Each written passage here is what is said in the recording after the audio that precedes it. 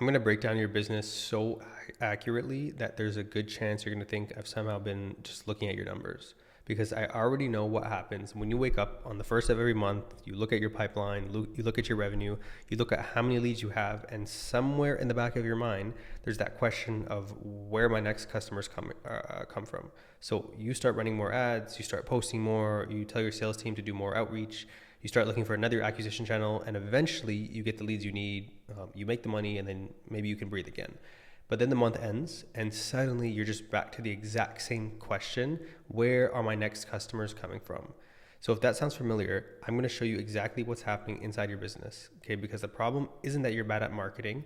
The problem is that your acquisition resets to zero every single month. And once you see the difference between an acquisition treadmill and an acquisition flywheel, you're going to start to see that this problem is actually everywhere. Okay.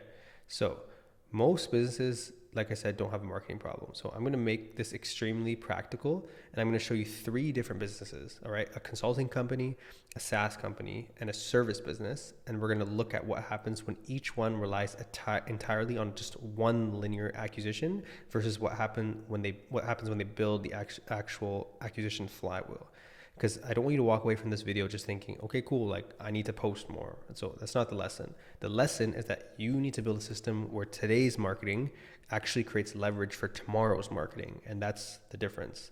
And if you didn't already know, my name is Aman. I spent a lot of time looking at how businesses actually generate revenue, particularly when what happens between someone discovering a company and eventually become a customer. And just one thing I've become increasingly convinced of is that most businesses don't have a marketing problem. They have an acquisition architecture problem. So they're just using a collection of tactics, running ads, posting on Instagrams, emails, outbound, referrals.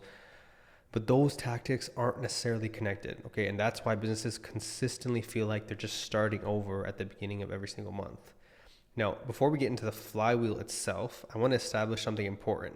And I'm not saying paid advertising is bad, okay? And I'm not saying outbound is bad either. I'm not saying your sales team is bad. They're not, in fact. If you have a profitable paid acquisition channel, you should probably continue using it.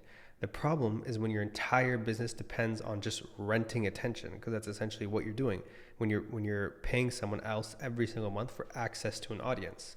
And if you stop paying, you just stop getting access. So that's a different asset than building an audience and a reputation and distribution network and a library of content that can continue creating demand. Now, there was a research done by Nielsen found that 88% of global respondents trusted recommendations from people they know more than any other advertising channel. Okay, and in its actual US data, recommendations from people they knew reached an 89% trust. So that tells you something important, is that trust is an acquisition asset. And the businesses that understand this stop thinking about marketing as simply like, how many leads did I generate this month? They start asking, okay, like what did we build this month that makes acquiring customers next month easier? And that's the mindset shift. So a flywheel content system is where one action creates momentum for the next action. That's essentially what it is. Because just think about like a physical flywheel.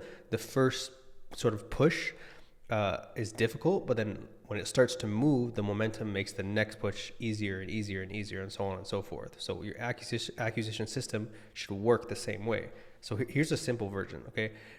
If we start with attention creates what? Engagement, okay? And then from there, engagement creates what? Trust. And then from there, trust creates what? Conversations. Conversations create what? Customers. Customers create what? Results. Results create proof. And then proof creates more and more attention and easier distribution.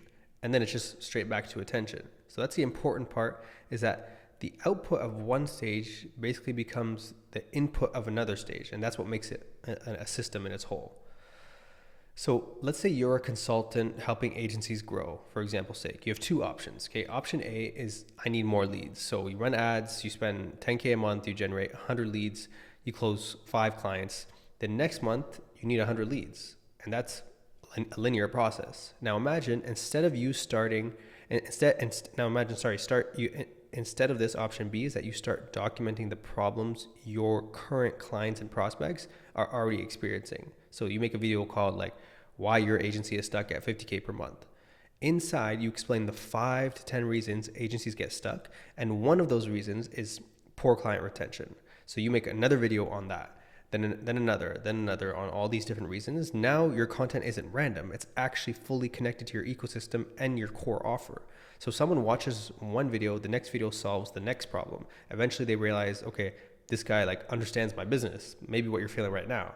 And you've been pre-sold yourself. So that sales call becomes dramatically different for your entire sales team.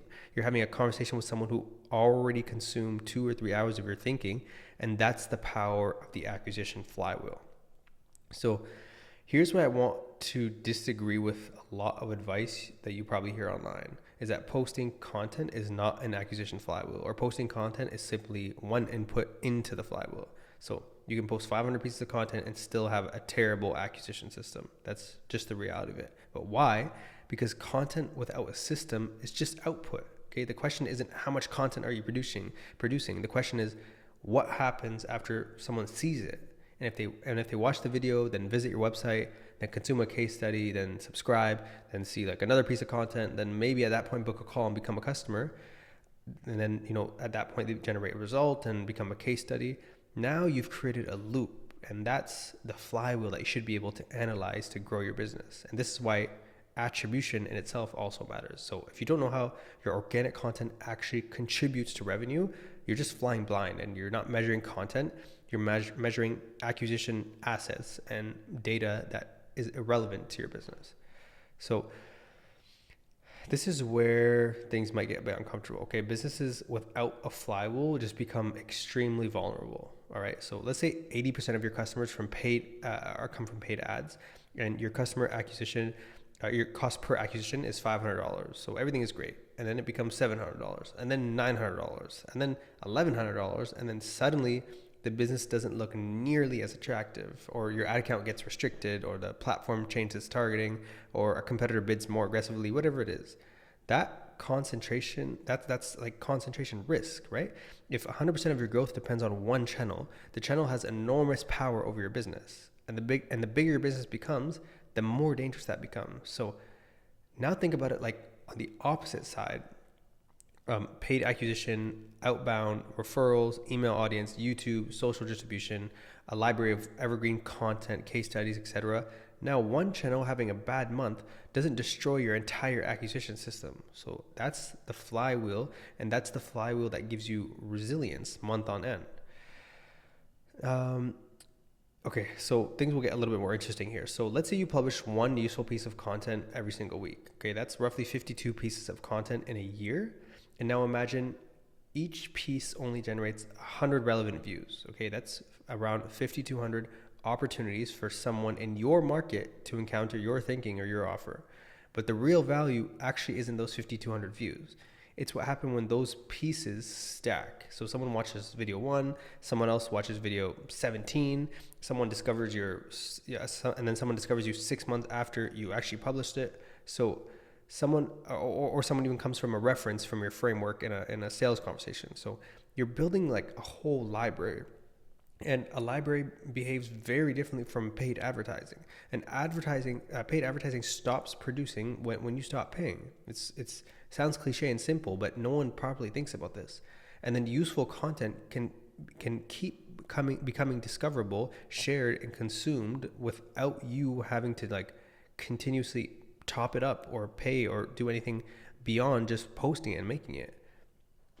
And there's also another study that HubSpot's data shows 74% roughly of the marketers report content marketing has helped generate demands or leads, while organic traffic to customer websites declined 27% year over year, as basically buyers increasingly researching using AI systems before visiting websites. So the game is become the company people discover and trust and remember across the places they research you and see you.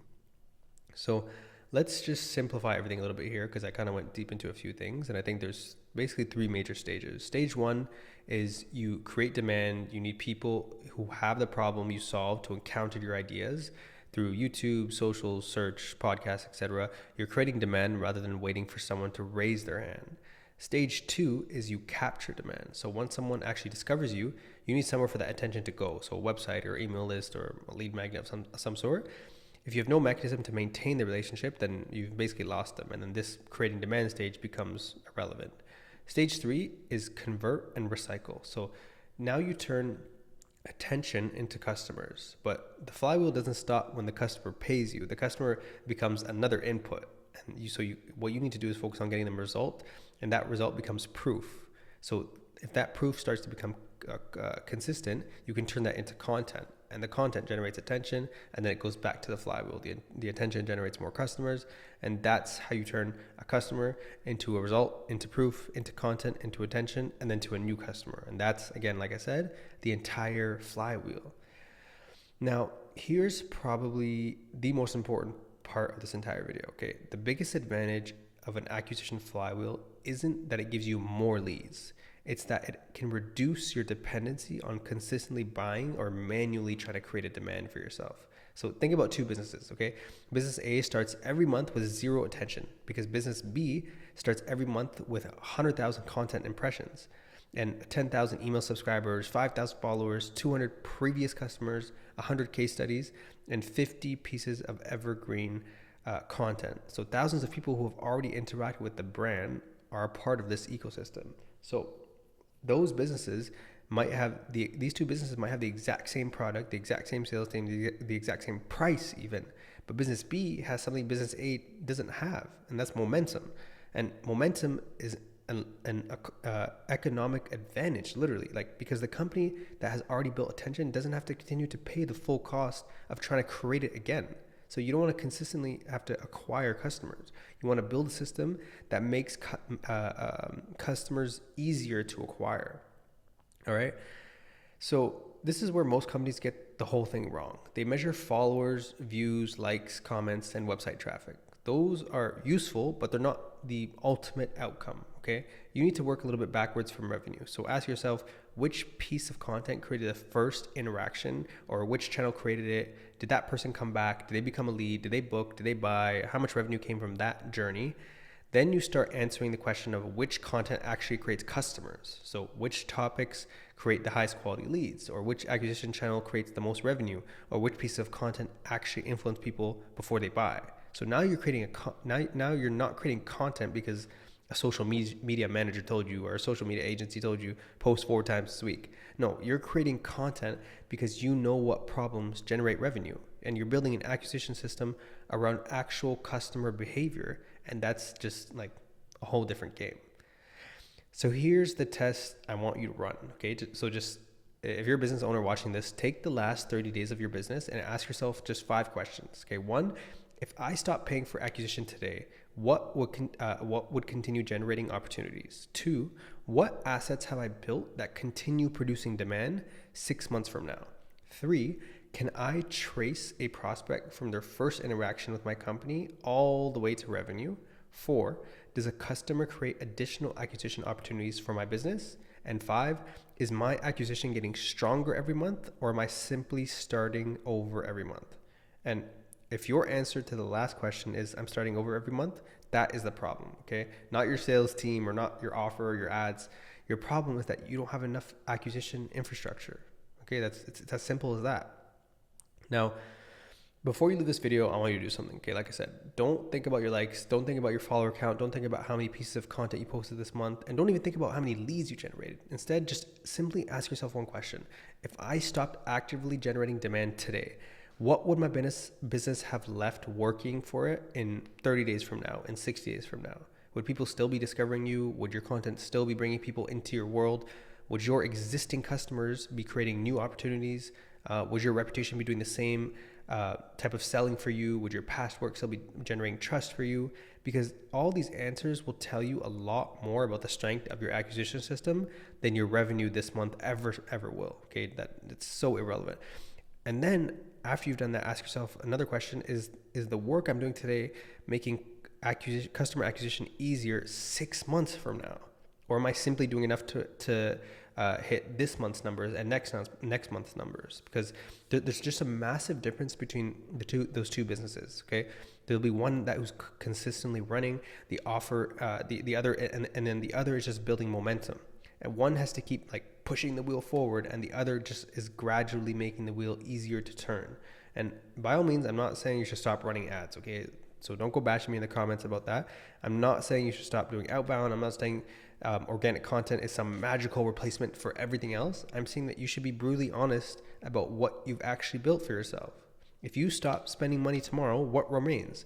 If you stop posting tomorrow, what remains? If you stop personally chasing opportunities tomorrow, what remains?